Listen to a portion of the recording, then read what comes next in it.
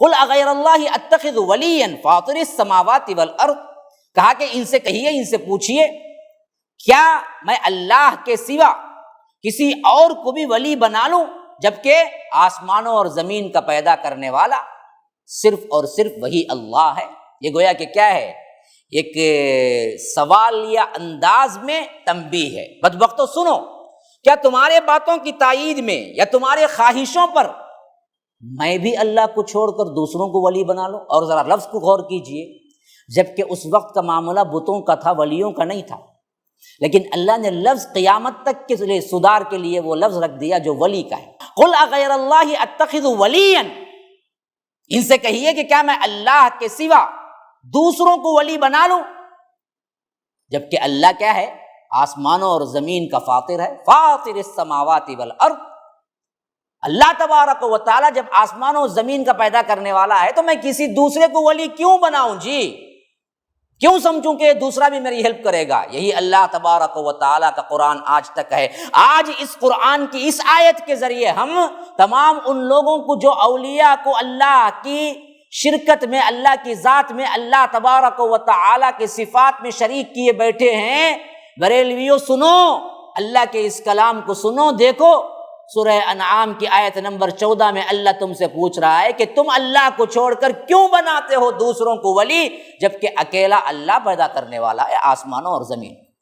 ہاں، اور دوسری صفت وَهُوَ يُطْعِمُ وَلَا يُطْعَمُ، وہ کھانا کھلاتا ہے، اسے کھلایا نہیں جاتا، وہ سب کو کھانا دیتا ہے، کھانا کھاتا نہیں ہے، لیتا نہیں ہے۔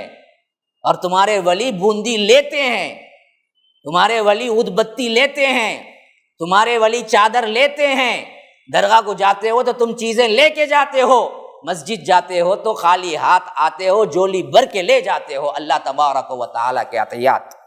صاف اعلان ہو رہا ہے، دیکھیے اللہ کے رسول آپ پہنچا دیجئے، کون ہے فاطر السماوات وهو يطعم ولا يطعم، جو کھلاتا ہے کھاتا نہیں ہے۔ اب بتاؤ تمہارے اولیاء میں سے کون تھے جو زندگی میں کبھی نہیں کھایا، صرف دوسروں کو کھلایا؟ اگر یہ شرط کسی میں پوری ہوتی ہے تو جاؤ ان سے بھی مانگو، اگر نہیں ہوتی ہے تو اللہ کے لیے اس شرک سے بچ جاؤ ورنہ جہنم جاؤ۔ کون ہے جو کوئی ولی کا آپ نام لو اور بتاؤ کہ زندگی بھر اس نے کبھی کچھ کھایا نہیں، صرف کھلاتا رہا؟ کوئی نہیں ہے۔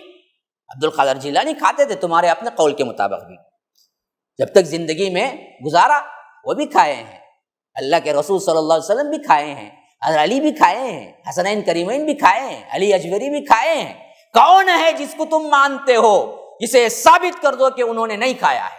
تو یہ رب ہے صرف جو کھانے کی ضرورت نہیں ہے، یہ اصول ہے۔ اگر تم نہیں مانتے ہو نا، ہم کہتے ہیں جی، جیسے رب نے حکم دیا اللہ کے رسول کو آپ کہہ دیجئے، ویسے ہی ہم کہتے ہیں کہ میں نے پہنچا دیا اعلان توحید کا یہ پیغام، اور بدبختو اگر تم نہیں مانتے ہو نا، جیسے رسول کو حکم دیا ویسے ہی ہم کہتے ہیں کہ ہمیں حکم دیا گیا ہے، انی امرت ان اکون اول من اسلم، مجھے تو حکم ہوا ہے کہ سب سے پہلے فرما بردار میں خود بن جاؤں۔ ہم مسلمان اس شرک سے کیا ہے، تبرہ اختیار کرتے ہیں، اور تم ہی بھی کہتے ہیں کہ ولا تکونن من المشرکین، اور ہرگز تم مشرکین میں سے نہ ہونا۔